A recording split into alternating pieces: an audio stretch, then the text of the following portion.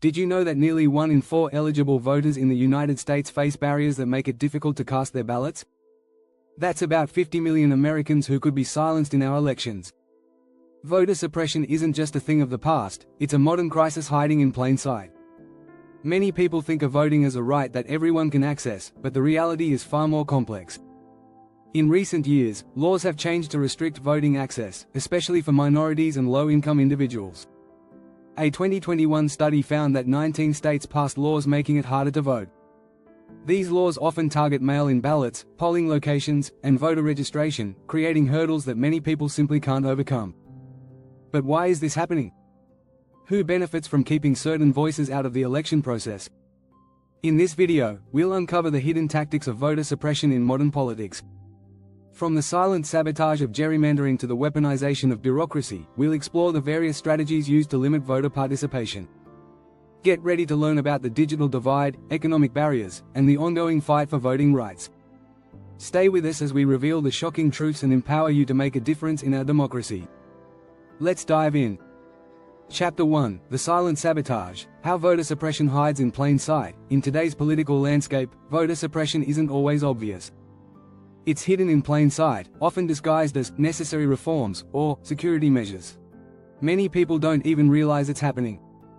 But the reality is, these tactics are carefully crafted to reduce voter turnout, especially among certain groups.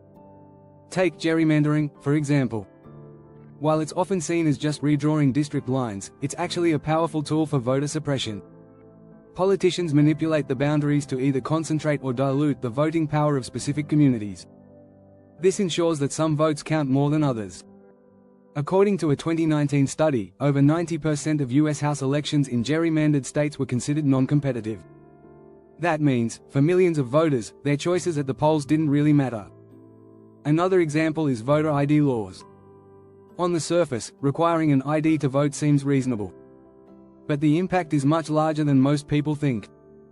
A 2020 study by the Brennan Center for Justice found that up to 11% of eligible voters in the U.S. lack government-issued photo ID. That's around 21 million people. Many of them are low-income, elderly, or minorities, the very groups these laws disproportionately affect.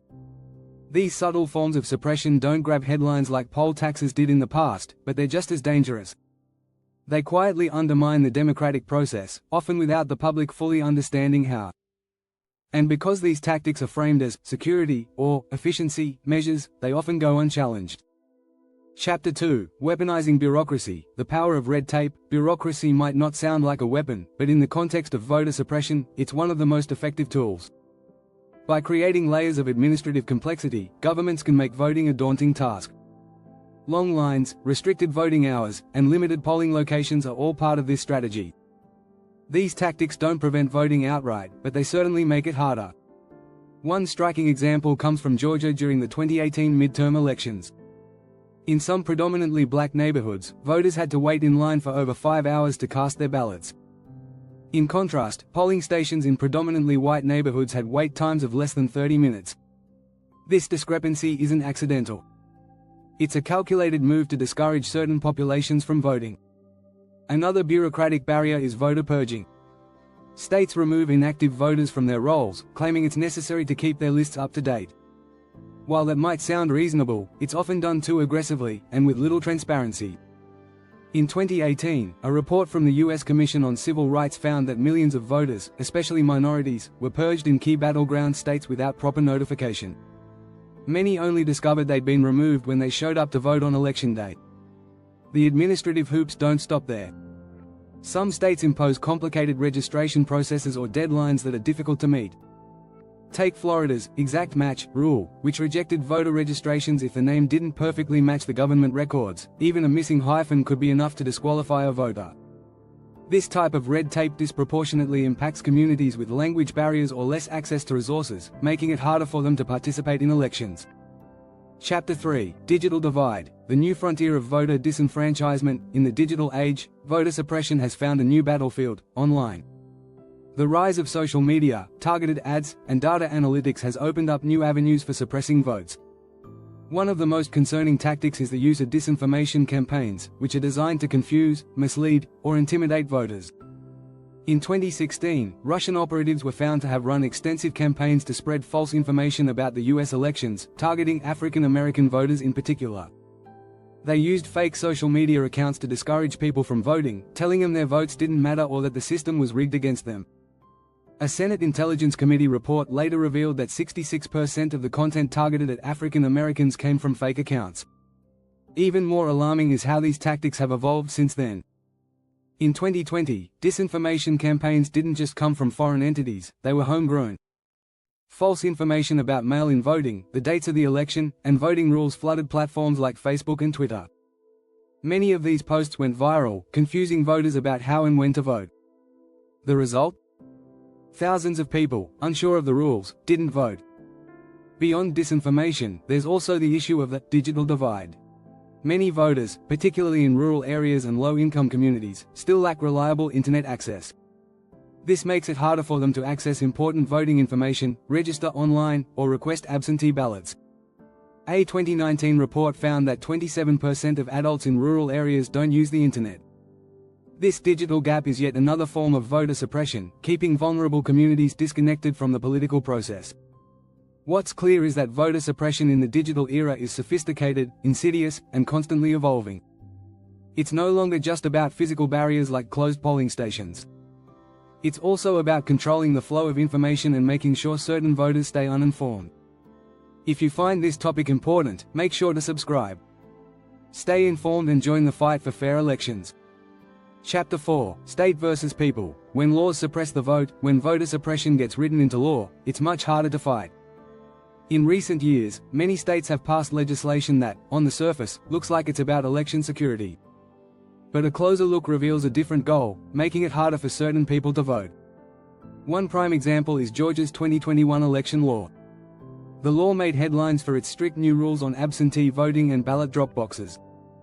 Previously, any registered voter in Georgia could request an absentee ballot without providing a reason. Now, voters need a valid excuse, significantly limiting who can vote by mail. The law also limits the number of ballot drop boxes, placing them in fewer, less accessible locations. Georgia isn't alone. In 2021, 19 states passed a total of 34 laws restricting voting access. These laws often target mail-in voting, early voting, and voter registration rules, all critical ways many Americans cast their ballots, especially during the pandemic. According to the Brennan Center for Justice, these new restrictions disproportionately affect voters of color, young people, and low-income individuals. Some laws have even made it illegal to provide food or water to people waiting in long lines to vote. In 2020, lines in some urban areas stretched for hours, with people standing in the sun with no water. Prohibiting volunteers from handing out refreshments doesn't just seem petty, it actively discourages people from staying in line to vote. The legal fight to defend voting rights is ongoing, but the power of these laws is undeniable. In 2013, the Supreme Court weakened the Voting Rights Act by removing the requirement that states with a history of discrimination get federal approval before changing their election laws. Since then, several states have taken the opportunity to tighten voting rules, often in ways that critics argue suppress minority voting. The stakes in these legal battles are high. As more states implement restrictive laws, the very foundation of fair and free elections is being tested. Chapter 5: The Economics of Exclusion. Voting costs you didn't know about. Many people think of voting as free. But for millions of Americans, there are hidden costs that make it much harder to vote. One of the most significant barriers is the cost of obtaining a valid ID. While voter ID laws are framed as a simple security measure, they're more complex than that. In reality, getting a government-issued ID can be expensive, especially for low-income individuals. A 2014 study found that more than 11% of Americans don't have a government-issued photo ID. The cost of obtaining an ID can range from $5 to $75, depending on the state. That might not seem like much, but for someone living paycheck to paycheck, it's a significant burden. And the problem doesn't stop there. Many people, especially the elderly, don't have the documents needed to get an ID, like a birth certificate or social security card. Replacing these documents can cost even more. There's also the cost of time. For people who work hourly jobs, taking time off to vote can mean losing wages. In some states, employers aren't required to give workers paid time off to vote. A 2020 Pew Research Center study found that nearly 40% of low-income workers reported that their jobs made it difficult to take time off to vote. Transportation is another hidden cost. Many voters, particularly in rural areas, have to travel long distances to reach a polling place or a DMV to get an ID. In states like Texas, where lawmakers closed hundreds of polling places between 2012 and 2020, this distance can be a major barrier. These financial and logistical barriers may not be as visible as other forms of suppression, but they're just as powerful. By making it harder and more expensive to vote, these hidden costs effectively exclude millions of Americans from the democratic process. If you care about fair elections, subscribe to our channel for more content. Together, we can make a difference in the fight for democracy.